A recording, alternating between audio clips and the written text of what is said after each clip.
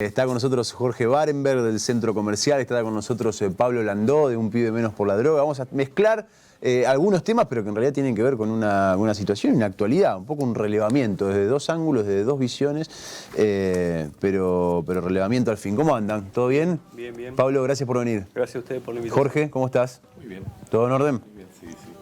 Bueno, uno dice, ¿en qué podemos asemejar, por ejemplo, algunos relevamientos en los barrios, lo que pasa con la droga en los barrios y la actualidad del comercio en Santa Fe? Y la verdad que tiene mucho que ver con el entramado social, digo, todo se termina relacionando. ¿Cómo está el comercio? ¿Cómo está pasando el comercio, Jorge, en estos días, en esta ya segunda mitad del año? Vemos un poco más de confianza en el consumidor a partir de junio, te podría decir, que un poco se tranquilizó esta situación del dólar que estaba tan inquieto y demás, y que bueno, creo que cuando se inquietan las condiciones económicas del país, más allá de que somos un país que tenemos una gran dependencia de lo que pasa en la economía mundial, somos una economía muy débil como país, lamentablemente en ese aspecto es problemático cuando suceden cosas como esta pelea que tiene China con Estados Unidos y demás, y bueno, nos afecta y mucho. Somos un país en cierta medida también dependiente de lo que es el dólar en base también a insumos que necesitamos para el mercado interno, para producir, etcétera, etcétera. Porque por otro lado, de todos modos, no tenemos la invasión de lo importado como existía antes en otras etapas del país.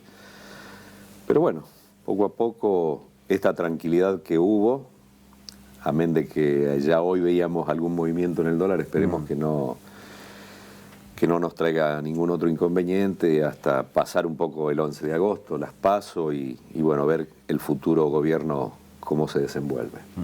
El tema de la hora 12 repuntó, trajo un poco de aire fresco. Sí, fundamentalmente porque, bueno, hay que entender que ahora 12 y ahora 18, y esto hay que decirlo, también le dio un aire a muchos rubros que antes no estaban y algunos artículos que tampoco estaban dentro de la hora 12 y la hora 18, que ahora sí están, y uno ve que en forma incipiente también hay un desarrollo en lo que es lo ligado a la construcción, a los corralones y demás, y un poco artículos del hogar que venían muy, muy golpeados. Y en líneas generales, de todos modos, a pesar de que existe una hora 12, lo que vemos es una gran presencia en el consumo de la gente, que ya que con una hora 3 y una hora 6 también la gente está dispuesta a consumir. Lógicamente que no grandes cifras, pero bueno, eso le permite a la gente atomizar un poco el pago y recuperar un poco de poder adquisitivo. Nos decían hace algunos días, digo, hay como un consumo reprimido del último tiempo que a lo mejor cuando salen las 12 cuotas dicen, bueno, lo hago ahora, ya que no lo puedo hacer, lo hago ahora, y lo hago también por las dudas de que esto desaparezca dentro de poco. Digo, ¿eso también lo notan, lo sienten? De todos modos, creo que va a ser una herramienta de que gobierne quien gobierna en el futuro periodo. Va a ser necesario darle este oxígeno en cuotas a la gente y permitirle que, más que reprimido, creo que directamente la gente, un poco lo que te decía, en base a no tener la tranquilidad del consumidor, la gente no quería endeudarse y lógicamente que sí, en todo momento la gente tiene necesidades de toda índole, así que bueno, esperemos que como herramienta de consumo y que pueda servir tanto para el consumidor como para quienes atendemos ese consumo sea un círculo virtuoso dentro de lo que es el hora 12. Pablo, ¿qué repercusión tiene? Digo, porque uno lo ve caminando por la peatonal, locales vacíos que seguimos viendo, los comerciantes te dicen, bueno, mirá, vendí peor que igual mes del año pasado, por ahí aparecen algunas cuestiones que en el medio del fuego como un balde de agua que lógicamente sirve y repunta.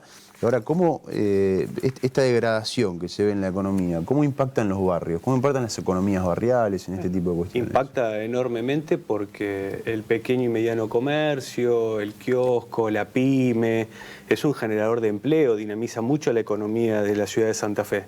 Y lo que viene como, digamos, como fotografía de todo el periodo de los últimos años es que se ha perdido empleo. La crisis en lo que tiene que ver las caídas de las ventas, la gente consume menos, esto que relataba recién él. Digamos, se endeuda para poder consumir, se endeuda, se tarjetean los alimentos.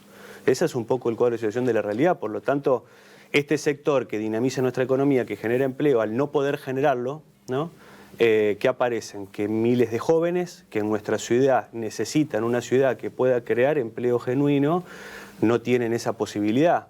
Digo, cuando hablamos de jóvenes en situación de exclusión, en situación de quedando por fuera del sistema educativo y del sistema laboral, hoy estamos hablando en el Gran Santa Fe de una cifra que se aproxima a los 15.000, de 15 a 24 años. Es una cifra que estremece. Cifra que a los pocos días aparece un informe que mira más a la niñez, y de 0 a 17 años en la provincia de Santa Fe tenemos el 51,1% de niñas y niños pobres, en una situación muy compleja. Frente a esa situación, digamos, se necesitan políticas públicas, solo decimos siempre de inclusión social, y políticas quizás económicas o macroeconómicas que puedan revertir lo fundamental, lo estructural del país, y en eso también entra nuestra ciudad. Reactivar el consumo, generar empleo, reactivar el mercado interno, dinamizar estos sectores que, bueno, tiene tanto que ver con la identidad de la ciudad y sobre todo tiene un rol social muy importante en la ciudad. Así que desde ya que las problemáticas se entrecruzan y lo vemos con mucha preocupación también. En el país que dibujaba Cambiemos, en declaraciones que había hecho Macri, esperaba cerrar el gobierno con una inflación a 23, con un dólar a 23 y una inflación de 6 puntos este año. Ese era el pronóstico que habían tirado ya en el 2016, digamos. ¿Cuándo asumieron? Cuando, claro, ya asumidos y demás, en el 2016, ese era el esquema, digamos, de la inflación. Bueno, evidentemente no fue de esa manera, digamos, el resultado está a las claras. Yo notaba, y lo charlábamos en base a los informes del centro comercial, Jorge, aquí con otros invitados, como que a pesar de que, salvo por el Ahora 12 y demás, no se avisoraba un repunte, digamos, en el comercio y demás, sin embargo los comerciantes, y como lo planteabas vos bien recién, tienen como una esperanza nueva, de decir, bueno, se acomodó el dólar, se acomodó la variable, se corrió la mala onda, por lo menos en el sector de los comerciantes de Santa Fe. Digo lo que dice el informe del centro comercial. ¿Lo notás a eso? Sí, es un poco lo que yo te decía. Hay más confianza en el consumidor. Se trata de eso. Lo lamentable es que siempre estamos apostando a la esperanza. Y realmente no tenemos los cambios estructurales que también, como lo decía Pablo recién, nosotros hace muchos años vemos que quienes logran terminar el ciclo secundario no tienen posibilidades de inclusión laboral, y tampoco tenemos el recurso humano preparado para poder incorporarlo al mercado de trabajo. Y en eso, bien lo decía Pablo, también es una cuestión de que las políticas públicas y en todo el estamento, desde lo nacional, provincial, municipal, todo aquello que tiene que ver con la educación, realmente creo yo que está fallando. Y esto creo que está fallando más allá si Macri, si los otros gobiernos y demás. Creo que no hay políticas que nos lleven a futuro a tratar de incorporar a toda esta gente que se está cayendo del sistema y que lamentablemente en estas condiciones queda excluida. Y uno lo ve cada vez más, se ve lo lamentable también de que la virulencia que tiene hoy un robo, ya no hay un horario nocturno, es una cuestión de que en cualquier horario hay un momento de desesperación, y muchas veces, lamentablemente, con el aditamento de lo que hablas vos, Pablo, que es la drogadicción en estos chicos que no tienen la posibilidad de inclusión en una sociedad mucho más justa. Creo que es ponerse la barba en remojo. Creo que como sociedad tenemos que empezar a exigirle al sector público también políticas de inclusión, porque no creo que podamos vivir en dos mundos diferentes, y cada vez es más grande la brecha entre quienes tienen la posibilidad de vivir dentro de una sociedad y quienes han quedado excluidos. No tienen igualdad de oportunidades aquellos que se quedaron excluidos. Así que me parece que queda una gran deuda, y esto lo digo absolutamente convencido, que es una cuestión social. Lógicamente, valga la redundancia, somos nosotros como sociedad que le tenemos que exigir al sector público que nos brinde lo que nos tienen que brindar. Nosotros lo analizamos desde el centro comercial, que el sector privado tiene 8 millones de aportantes y el sector público tiene 20 millones de cheques que todos los meses salen del erario público. Es imposible que en algo tan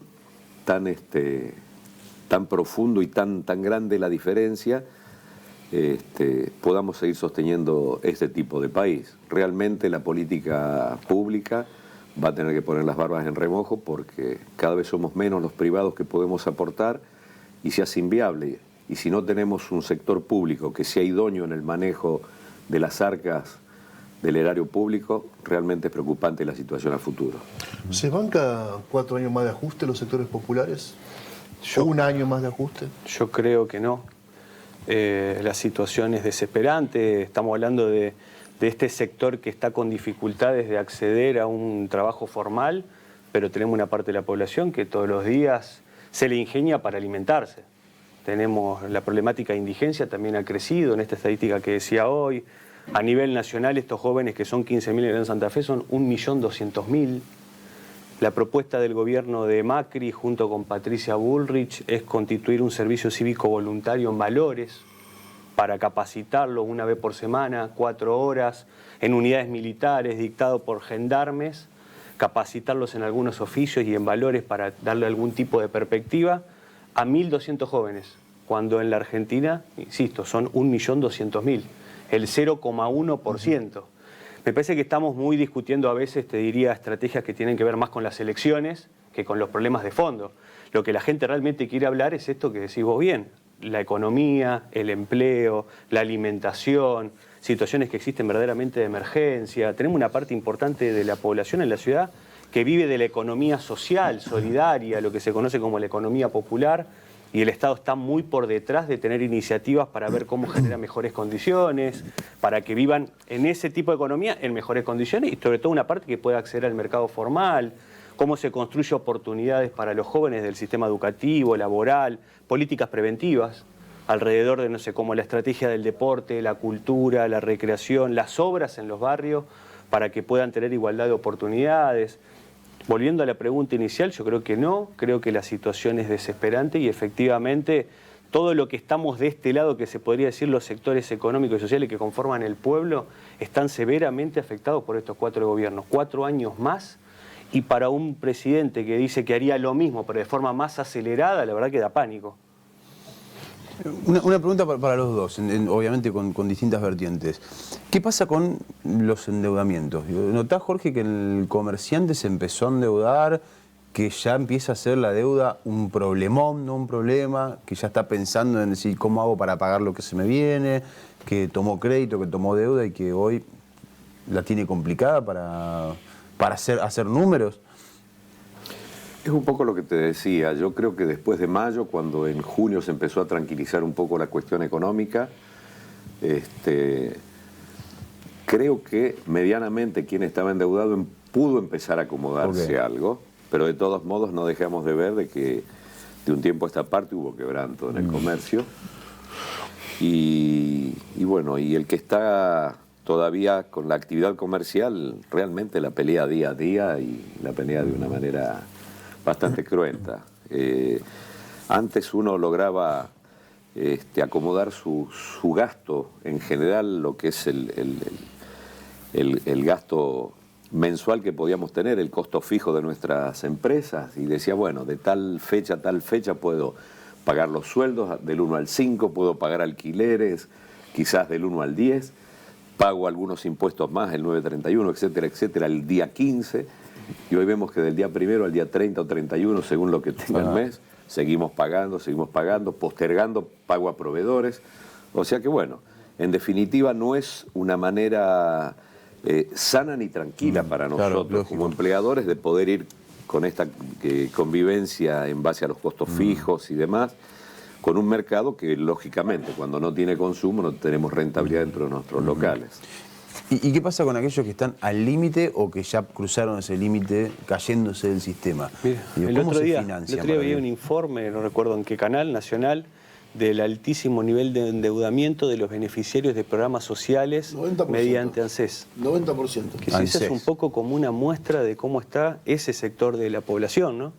Digo, y encadenado un poco a lo que planteaba recién Jorge, desde el punto de vista de los pequeños comercios. Ese comercio que subsiste hoy casi con la familia manteniéndolo, ya dejó de generar empleo, ya dejó de contratar, digamos, ¿no? Y va afectando a esos jóvenes que no pueden incorporarse al mercado formal del trabajo. Digamos, en esa parte de la población que la pelea para alimentarse, el endeudamiento, bueno, es esto que decía hoy, Desde el punto de vista de los jóvenes, a mí me parece que lo que está planteado como desafío principal es quizás darle otro valor a esto de la esperanza que decía hoy él. Me parece como tratar de poder planificar un poco la esperanza de tener algún tipo de perspectiva de vida.